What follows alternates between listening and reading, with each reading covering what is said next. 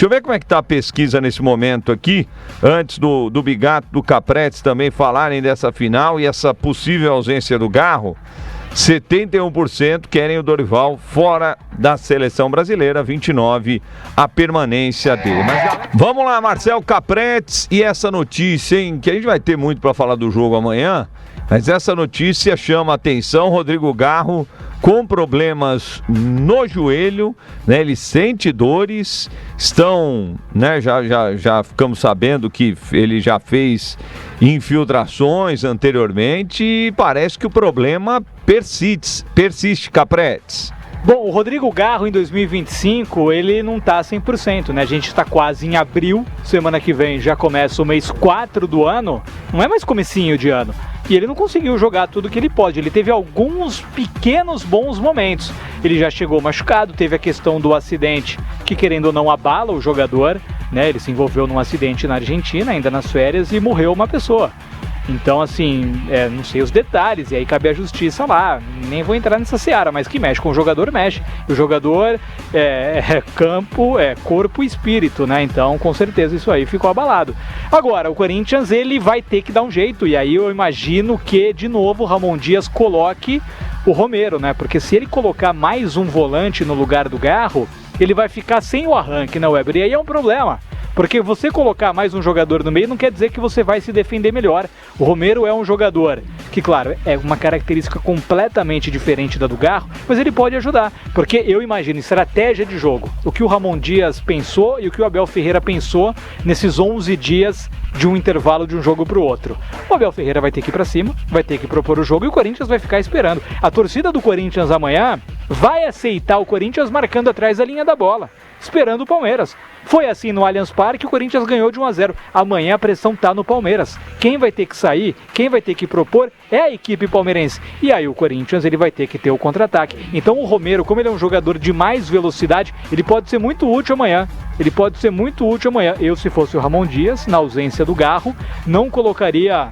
Vou colocar aqui o Bidon. Não, mais um jogador de meio. Colocaria o Romero, como já foi em outros jogos. O Romero já jogou num trio ofensivo com o Memphis e com o Yuri Alberto. Mas para a circunstância específica do jogo de amanhã, em que o Palmeiras vai ter que sair mais e vai dar, nem que não seja muito, mas vai dar um pouco de espaço para o Corinthians contra-atacar, para mim o Romero seria a melhor opção para o lugar do Garro, mas é claro que o Garro vai fazer muita falta, ele tem muita qualidade, é um jogador que em vários momentos foi o termômetro do Corinthians, ele não só ditou o ritmo do jogo, como ele foi um cara decisivo em bola parada, decisivo em passes para gol, mas se não tem o Garro, eu iria com o Romero, viu, Weber?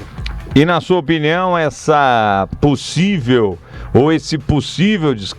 desfalque do Garro, o Bigato, é um jogador que está sofrendo com a questão do joelho aí. O que você acha, Bigato? A gente precisa entender também desta lesão do Garro, se não aconteceu algo semelhante ao Neymar, eu digo em termos de gravidade da lesão. Porque o Ramon... Ele meteu um Neymar com o Garro no jogo contra o Palmeiras, né? O Garro não tinha condição nenhuma de jogo, levou o Garro para sentar no banco de reservas ali. Então foi algo semelhante. Agora, será que a lesão do Garro então era mais grave do que se noticiou? E o Corinthians meio que deu uma camuflada nessa lesão do Garro? Já falaram de infiltrações, né? Então, porque pode ser. Às vezes o Corinthians está correndo contra o tempo para ter o Garro no time, porque o Garro é um jogador muito importante para esse time do Corinthians. Ele é o maestro ali do meio campo, é o que coloca o Yuri Alberto na cara do gol. Então, quando ele tá no campo, o Corinthians ele ganha um reforço muito importante. Principalmente ali no meio campo, né? O Garro é um jogador especial ali pro time do Corinthians desde o Campeonato Brasileiro do ano passado, ajudou muito ali o Corinthians a não ser rebaixado, e esse ano fez bons jogos com a camisa do Corinthians. O Corinthians vai precisar ter muito cuidado amanhã no começo do jogo, porque o Palmeiras, eu não tenho dúvida nenhuma, que ele vai pressionar muito a saída de bola, e o Corinthians precisa ter uma saída de bola qualificada.